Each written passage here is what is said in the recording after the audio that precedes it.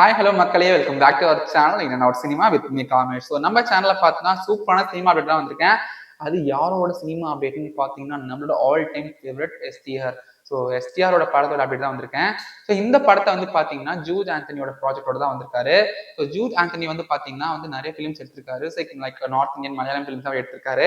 So இவர் தான் வந்து இந்த எஸ்டிஆரோட ப்ராஜெக்ட் வந்து எடுக்கிறதா சொல்லியிருக்காங்க. ஸோ இந்த படத்தை வந்து பார்த்தீங்கன்னா ஏஜிஎஸ் தான் வந்து ப்ரொடக்ஷன் பண்றாங்க. அதனால படம் வந்து ஒரு பிக் பட்ஜெட் படமா இருக்கும் அப்படின்னு சொல்றாங்க.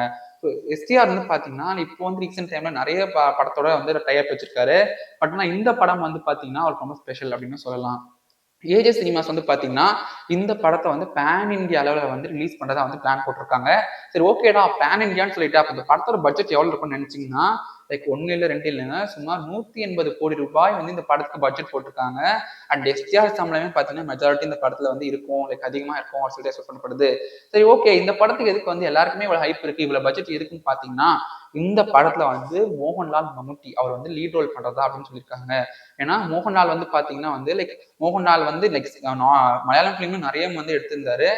மோகன்லால் வந்து பாத்தீங்கன்னா மெயினா வந்து இந்த படத்துல ஒரு பெரிய லீட் ரோல் பண்றதா வந்து அபிஷியலா சொல்லியிருக்காங்க. So STR and Mohanlal combo வந்து எப்படி இருக்க போகுதுன்னு சொல்லிட்டு நம்ம பார்த்ததே கிடையாது. ஸோ இந்த படத்துல வந்து அந்த எப்படி இருக்க போகுதுன்னு சொல்லிட்டு நம்ம பார்க்க போறோம்.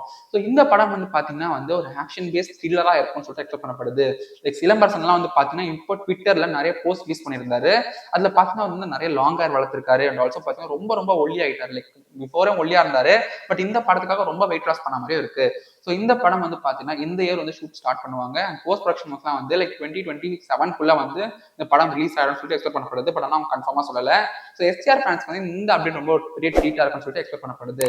ஸோ இந்த படத்துல இருந்து வேற ஏதாச்சும் அப்டேட் வந்துச்சுன்னா உங்களுக்கு உடனே வேணும்னா என்னோட சினிமாவை சப்ஸ்கிரைப் பண்ணுங்க, மறக்காம பெல் ஐக்கானை பிரஸ் பண்ணிடுங்க.